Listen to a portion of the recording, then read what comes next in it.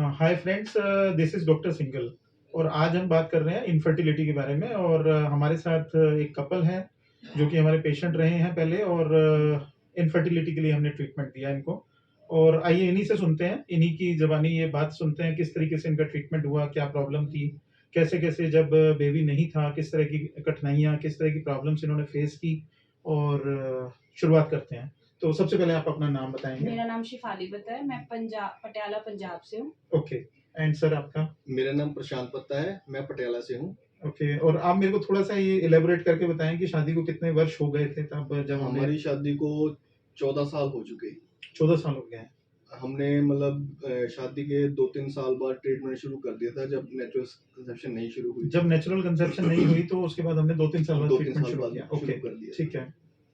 तो तब से बस चल ही रहे हैं, डॉक्टर पे डॉक्टर बदल रहे हैं। हुँ। कोई मतलब आयुर्वेद, होम्योपैथ, एलोपैथी एलोपैथ कुछ में। नहीं छोड़ा। मतलब तांत्रिक, झाड़-फूँक हर चीज़ करवा ली, सब कुछ ओके, करवा ली। ओके।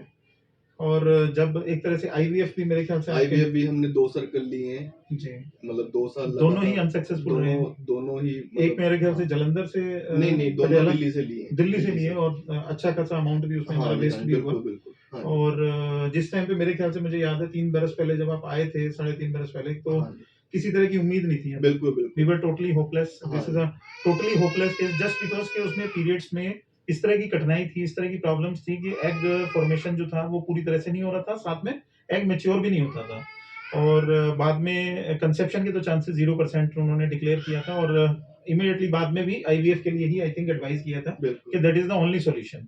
है ना जी? बिल्कुल, बिल्कुल। तो उसके बाद आप यहाँ पे कैसे, किसकी अप्रोच से यहाँ क्लिनिक में आए होम्योपैथी में हमारे पास? मैंने आपका वीडियो देखा था पीसीओडी का यूट्यूब पे। ओके। वहां से मेरे को मतलब एक होप थी कि शायद मेरा भी पीसीओडी, मैंने उस टाइम कंसेप्शन के बारे में सोचना ही छोड़ दिया था कि भी नहीं, ये अलग टॉपिक है। जी। मैंने अपना पीसीओडी पहले ठीक कर रहा है, मैंने वहां से आपका वीडियो देखा और वहां से मैंने मतलब यहाँ पे विजिट किया। जी। फर्स्ट विजिट में ही आपने मेरी प्रॉब्लम डायग्नोज की। हार्मोन इम्बैलेंस सभी कहते थे, लेकिन प्रॉपर हार्मोन्स कौन सा इम्बैलेंस है वो कोई नहीं बताया, किसी ने आज तक नहीं बताया। जी। तो आपके यहाँ आने से मेरे को फर्स्ट विजिट में ही पता लगा कि मेरा पैराथायराइड जो है वो मतलब काफी लेस है। जी। तो उसके बाद मैंने मतलब 2.5 ईयर ट्रीटमेंट लिया जी। With patience. With patience. ये यहाँ बहुत इम्पोर्टेंट है ये बात, ये जर्नी जो थी, ये ट्रीटमेंट की जो जर्नी थी, जहाँ पर हमें बेबी भी चाहिए और अंदर से हमारी बॉडी फिट नहीं थी, पूरी तरह से यूट्रस फिट नहीं था। धीरे-धीरे यूट्राइन जो प्रॉब्लम्स थी वो कंट्रोल हुई, हार्मोन्स जो थे बैलेंस हुए। और दोस्तों सभी की जानकारी के लिए मैं ये भी ऐड करूँगा इसमें, एएमएच जो हार्मोन था वो बिल्कुल हमारा कहीं से भी, कहीं लेवल जो था वो नॉर्मल तक भी नहीं आता था, और धीरे-धीरे एएमएच नॉर्मल आया। और उसके बाद ड्यूरिंग लॉकडाउन जो हमारा कपल है इन्होंने चांस लिया, और चांस लेने के बाद उसमें सक्सेस मिली। और सक्सेस मिलने के बाद आगे जो बेबी हुआ उसका कैसे, थोड़ा-सा आपका एक्सपीरियंस कैसा रहा?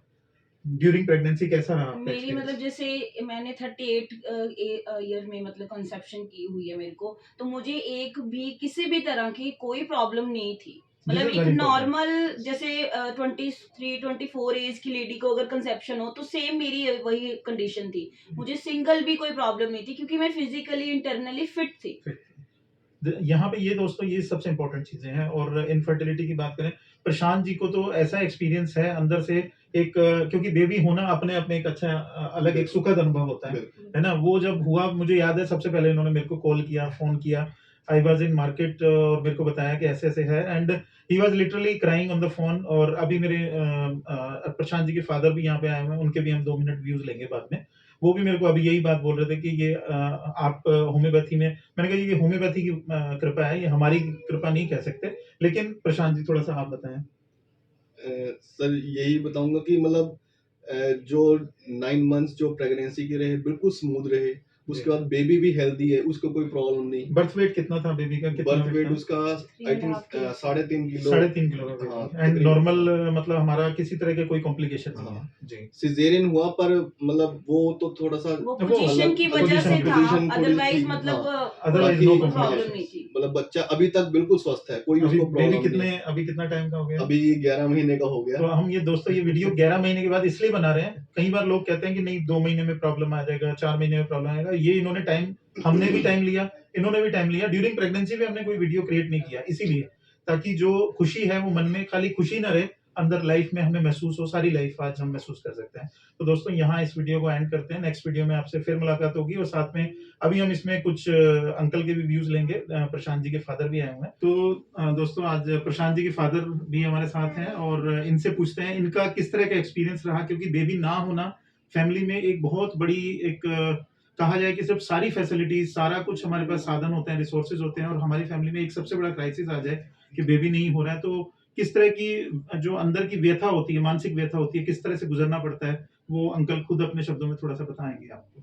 हालांकि ये बड़ा इमोशनल व्यू पॉइंट है, बट फिर भी कहीं ना कहीं वो थोड़ा सा एक बार प्रकाश डालेंगे ताकि लोगों को पता लगे। हाँ जी, हमने बहुत बता नहीं सकते।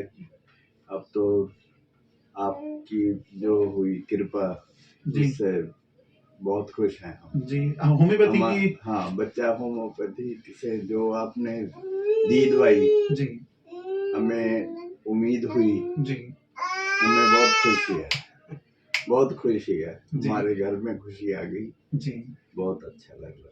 तो आप समझ सकते हैं अंदर से मानसिक रूप से भी, वैसे भी अंदर से बहुत इमोशनल हो रहे हैं अंकल, बड़े वैसे भी अंदर से होती है एक अंदर की खुशी जो है वो कई बार जाहिर भी नहीं होती शब्दों में, बट इनका अपने व्यू पॉइंट अभी मैं बात कर रहा था यही है कि अंदर से जो एक व्याकुलता थी, अंदर से जो सेटिस्फेक्शन मिली है बेबी होने के बाद, वो एक अलग तरह की खुशी होती है ना जी? बहुत बहुत ज्यादा। तो दोस्तों सभी के साथ इस वीडियो को हम यहीं पे एंड करते हैं ना।